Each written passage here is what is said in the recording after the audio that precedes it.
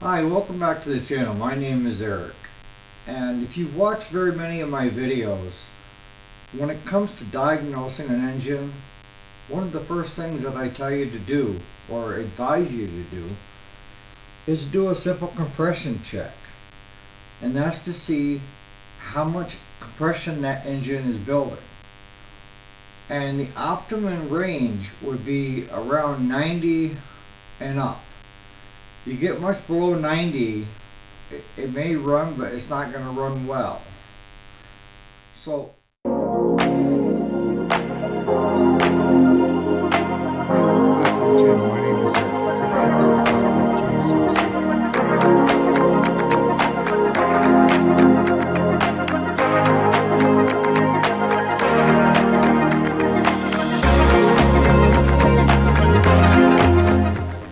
So once we've done that and the compression comes up, let's say at 60, at 50, what does that tell us exactly? All it tells us is that we've got an issue somewhere, that we're losing compression, and we need that compression in order for it to fire, in order for it to draw the fuel. There's so many things that we need that compression to do. So usually one of the first places that I look, especially if it's got overhead valves, are the valves out of adjustment.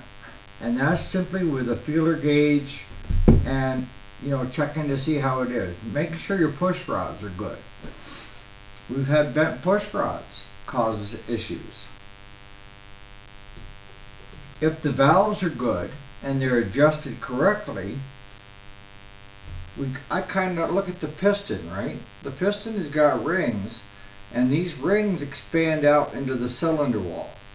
And as it's coming up, it's building compression. So if your rings are getting wore, or time to get new ones, what will end up happening is the compression will go by the rings, and you won't get the compression on the upstroke. It's going to come this way. So valves, rings, as Jason pointed out, and I've never seen it yet, but it's not say that I want to start looking for it, is a hairline crack in the piston. And that would cause it to build pressure in the base. Same thing with it coming by the rings. If it's going to build pressure, your compression is not going to be up here.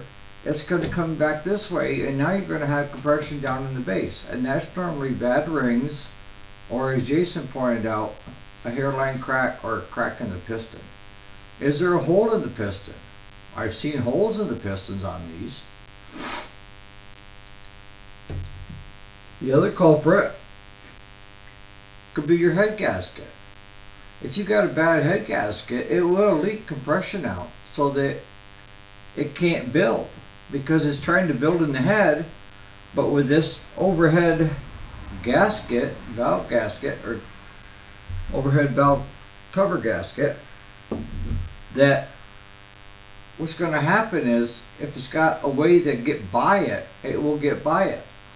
And when it does that, when it comes in the upstroke towards the overhead valve system, it's pushing air this way, right? So if this isn't sealed good, if this isn't set good, then it's going to leak by it. And I can't stress it enough. I can't tell you the exact way to do it on any unit, but you need to know the correct torque on each head bolt, and you need to know the sequence to do it. You just can't go randomly around it. It's kind of like on a car or on a truck tire. When you're putting it on, you hit one here and go opposite, opposite, opposite, but you're not snugging tight. You're just going around tightening.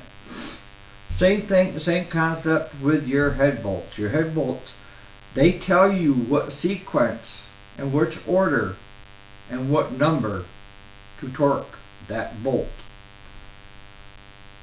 The other thing that we need to look at when we're here with the piston and the rings is if your engine's got sleeves. Is it got a cracked sleeve? That could lead to loss of compression. Or do you have a cracked block that could lead to the lack of compression. And when I'm telling you about torquing these head bolts and stuff, there's a rhyme behind the reason, a reason behind the rhyme, somewhere like that, is if you don't torque them the way they tell you to torque them, you could take a very good, perfectly perfect head gasket and ruin it. Because you're not getting the way they want you to torque that in there. That they've spent a lot of money trying to figure out what's the best way to do that. So when they tell you how to do it, it's because they have a lot of knowledge behind it. It says this is the correct way we have to do it. If you don't do it that way, or you skip a step, you may have to go back and repeat it all over again. So hopefully that's kind of helped you out on simply what low compression can be any one of a major thing. All it's telling us is we need to look deeper into that engine and see if it's viable to worth fixing it. A lot of times adjusting the valves, because the valves get out of adjustment, and what ends up happening is it's not opening or closing correctly. Usually one of these is left open, so it's bypassing instead of building the pressure on the right compression stroke. So on that note, guys, you have a great day, and hopefully this will kind of put more into what low compression actually is. Thanks so much for watching. We'll catch you on the next video.